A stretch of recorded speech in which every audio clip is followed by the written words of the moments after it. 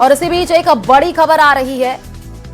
राम मंदिर कथित दान चोरी केस में एफआईआर दर्ज हुई है। एसआईटी की शुरुआती रिपोर्ट पेश होने के बाद एफआईआर हुई है। राम जन्मभूमि ट्रस्ट ने एफआईआर दर्ज कराई है। बड़ी खबर है, सीसीटीवी में दिखने वाले संदिग्ध के खिलाफ एफआईआर हुई है। 8 से ज्यादा लोगों के खिलाफ एफआईआर दर्ज कर लिया गया है। एक बड़ी खबर है, राम मंदिर कथित दान चोरी केस में एफआईआर दर्ज की जानकारी है। एसआईटी की शुरुआती रिपोर्ट पेश होने के बाद एफआईआर हुआ है। राम जन्मभूमि ट्रस्ट ने ये एफआईआर दर्ज कराई है। सीसीटीवी में दिखने वाले संदिग्ध के खिलाफ एफआईआर हुई है। तो बड़ी खबर है, इस वक्त एफआईआर दर्ज कर लिया गया है। इस पूरे मामले में 8 से ज्यादा लोगों के खिलाफ एफआईआर दर्ज करने की जानकारी है। बड़ी अपडेट इस वक्त आपको दे रहे हैं। राम मंदिर कथित दान चोरी केस में एफआईआर दर्ज होने की फिलहाल जानकारी मिल रही है। देखिए, इस पूरे मामले में जिस तरीके से अब जांच आगे बढ़ रही है, कई बड़े खुलासे भी हो रहे हैं और कड़ी से कड़ी जोड़ी जा रही है। सीसीटीवी में दिखने वाले संदिग्ध के खिलाफ एफआईआर दर्ज कर दी गई है। बड़ी खबर।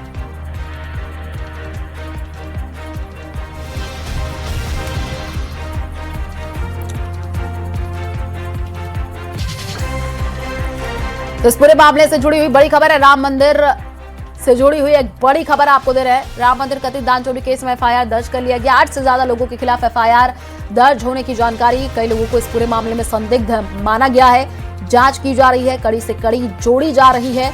राम जन्मभूमि ट्रस्ट ने एफआईआर दर्ज करा दी है। सीसीटीवी में दिखने वाले संदिग्ध के खिलाफ एफआईआर हुई है। तो देखिए, जानकारी ये मिल रही है कि श्री कृष्ण मोहन की शिकायत पर एफआईआर दर्ज हुआ। टिन्नू यादव, लकुश मिश्रा, अनुकल्प मिश्रा पर एफआईआर हुआ है। तो नाम भी आपको बता रहे हैं जिन पर एफआईआर हुआ है। 8 से ज्यादा लोग हैं, उनके खिलाफ एफआईआर दर्ज किया गया है। इस वक्त की बड़ी खबर है, श्री कृष्ण मोहन की शिकायत पर एफआईआर दर्ज हुआ है। टिन्नू यादव, लवकुश मिश्रा, अनुकल्प मिश्रा पर एफआईआर होने की जानकारी मिल रही है। तो बड़ी खबर है, इस वक्त राम मंदिर कथित दान चोरी केस में बड़ी अपडेट आपको दे रहे हैं। इस पूरे मामले में एफआईआर दर्ज हुई है। एसआईटी की शुरुआती रिपोर्ट पेश होने के बाद एफआईआर की जानकारी मिल रही है। राम जन्मभूमि ट्रस्ट ने यह एफआईआर दर्ज कराई है। सीसीटीवी में दिखने वाले संदिग्ध के खिलाफ एफआईआर हुई है। तो 8 से ज्यादा लोगों के खिलाफ एफआईआर दर्ज होने की जानकारी है। आपको बताते चले कि श्री कृष्ण मोहन की शिकायत पर एफआईआर दर्ज हुआ है। कुछ नाम भी सामने आ चुके हैं जिन पर एफआईआर हुआ है।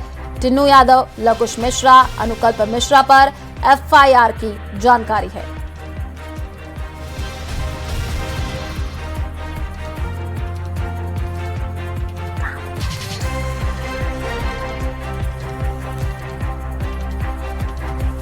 तो चलिए, ऋषभमणि त्रिपाठी हमारे संवाददाता है, उनसे जानकारी लेते हैं। गबन की धारा है, धोखाधड़ी की धारा है, चोरी की है, आपराधिक साजिश की है। इन सभी धाराओं में राम जन्मभूमि कोतवाली में ये एफआईआर।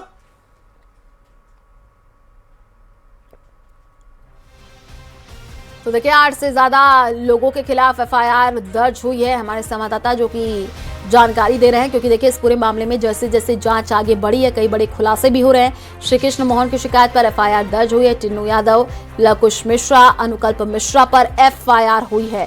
सीसीटीवी में दिखने वाले संदिग्ध के खिलाफ एफआईआर हुई है।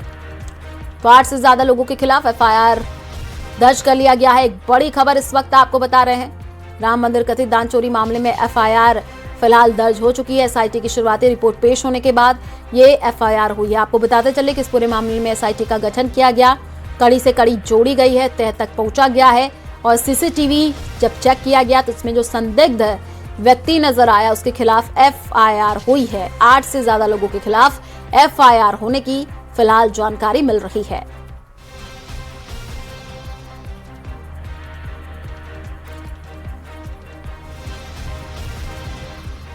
सपा प्रवक्ता भुवन भास्कर जी हमारे साथ जुड़ चुके हैं। भुवन जी, ये जो अभी एफआईआर दर्ज हुआ है, 8 लोगों के नाम सामने आए हैं, क्या कहेंगे?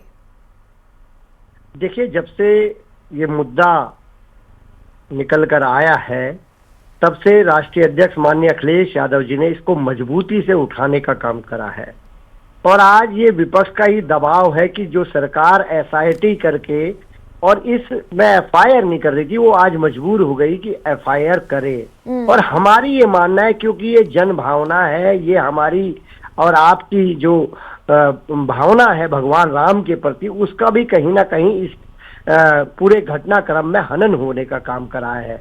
हम सब आहत हैं कि मंदिर जो भगवान राम का है वहां पर हम क्या क्या देख पा रहे हैं, ये भी हम देख रहे हैं। लगातार छत टपक रही है, कभी राम रसोई बंद हो रही है, कभी जमीनों का घोटाला हो रहा है, और अब तो चढ़ावा भी चोरी नहीं डकैती हो गई है।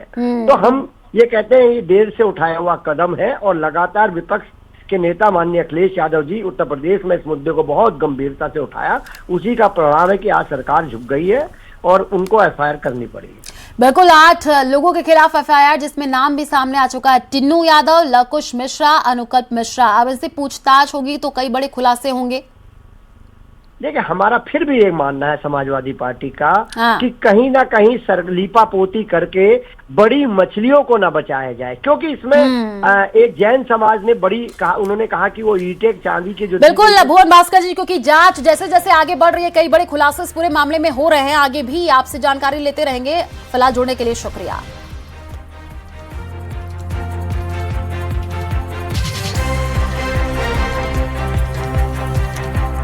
तो श्री कृष्ण मोहन की शिकायत पर एफआईआर दर्ज हुई है। कुछ नाम भी सामने आए हैं, वो भी आपको बता रहे हैं।